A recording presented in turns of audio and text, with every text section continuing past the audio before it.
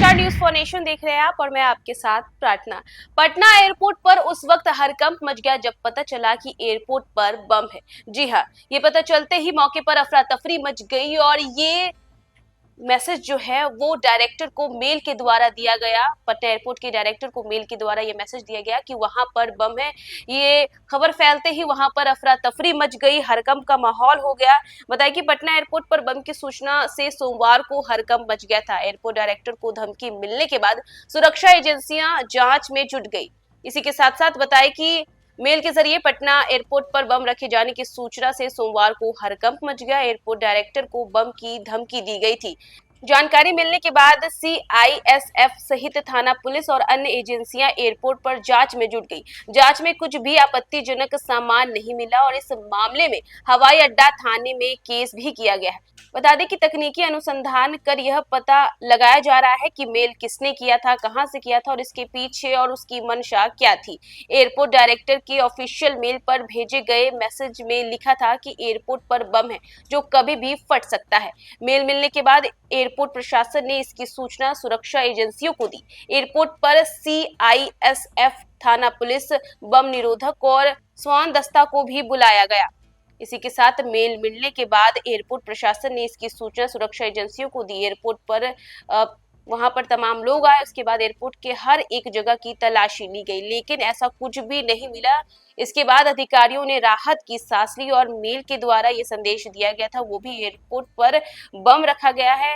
Airport के director को ये मेल भेजा गया था, ये धमकी भरा मेल, जो कि सोमवार को एयरपोर्ट पर हड़कंप मचा गया था। इस खबर के फैलते ही लोगों में हड़कंप मच गया था। जैसे ही लोग जांच में जुटे, लेकिन उन्होंने ये देखा कि ऐसा कोई बम नहीं पाया गया है, तब लोगों ने राहत की सांस ली। पटना एयरपोर्ट पर एक बार फिर से बम की सूचना मिलने से हड़कंप मच गया। एयरपोर्ट पर बम की धमकी मिली थी और सुरक्षा एजेंसियों ने इसकी जांच भी शुरू कर दी है कि आखिर ये मेल भेजा किसने है और इसके पीछे उसकी मंशा क्या थी। इसी के साथ बता देते हैं कि जांच में भी आपत्तिजनक सामान नहीं मिला है और इस मामले में हवाई अड्डा थाने में केस भी किया गया है, जहां एक तरफ तकनीकी अनुसंधान कर यह पता लगा रही है कि ये मेल कहां से आया था और इसके पीछे की मंशा क्या थी। जानकारी मिलने के बाद जैसे ही सीआईएसएफ सहित थाना पुलिस और एजेंसियां एयरपोर्ट पर पहुंची थी, तमाम लोग जांच में जुट गए थे और जल्द से उस बम का पता लगाने लगे थे। तमाम जांचें की गई, जगह जगह पर इसकी खोजबीन की गई, लेकिन बम जो है वो नहीं मिला। बम के नहीं मिलने के बाद से लोगों ने राहत भरी सांस ली है। इतना ही नहीं, इससे पहले भी कई बार सूचना मिल चुकी है कि पटना एयरपोर्ट पर बम है, लेकिन इस बार ये मेल के द्वारा भेजा गया था, वो भी एयरपोर्ट के डायरेक्टर को। मेल मिलते ही एयरपोर्ट प्रशासन, सीआईएसएफ और जिला पुलिस प्रशासन में हड़कंप मच गया था और 29 जून की सुबह 6:50 पर एयरपोर्ट की बम थ्रेट असेसमेंट कमेटी को सक्रिय किया गया। इसके बाद एयरपोर्ट के चप्पे चप्पे की तलाशी ली गई, लेकिन कहीं कोई संदिग्ध वस्तु नहीं मिली।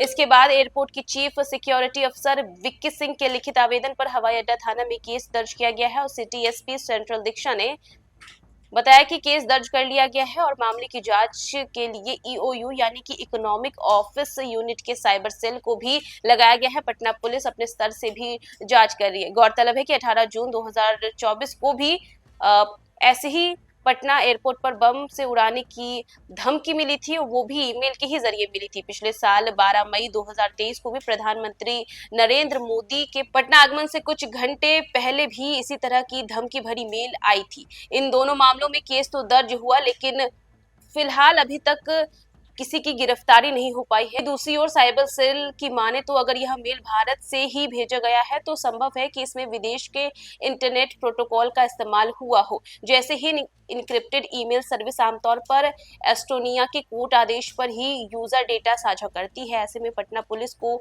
सीबीआई के माध्यम से म्यूचुअल लीगल असिस्टेंट यानी कि एमएलएटी का सहारा लेना होगा और अगर मेल बनाने में वर्चुअल मोबाइल नंबर या वर्चुअल प्राइवेट नेटवर्क यानी वीपीएम का इस्तेमाल हुआ होगा तो धमकी देने वालों तक पहुंचना और भी मुश्किल होगा। पुलिस को यह भी जांचना होगा कि भारत या किसी राज्य में किन लोगों ने इस ईमेल सर्विस का इस्तेमाल किया है और उनसे पूछताछ के बाद ही कोई क्लू मिलने की संभावना है। तो देखा आपने कि पटना एयरपोर्ट पर बम मिलने की धमकी मिली थी, वो भी एयरपोर्ट के डायरेक्टर को। लेकिन जब इसकी जांच में लोग जुट गए, तमाम तलाशियां की गई, जिसके बाद से लोगों ने राहत भरी सांस ली कि एयरपोर्ट पर कोई भी संदिग्ध वस्तु या बम नहीं मिल पाया। फिलहाल इस मामले को लेकर के केस भी दर्ज है और इसकी गहन जांच की जा रही है कि आखिर ये मेल भेजा किसने था और इसके पीछे उसकी मंशा क्या थी। तो फिलहाल इस खबर में बस इतना ही। देश दुनिया की तमाम अपडेट्स के लिए देखते रहे न्यूज़ 1 नेशन।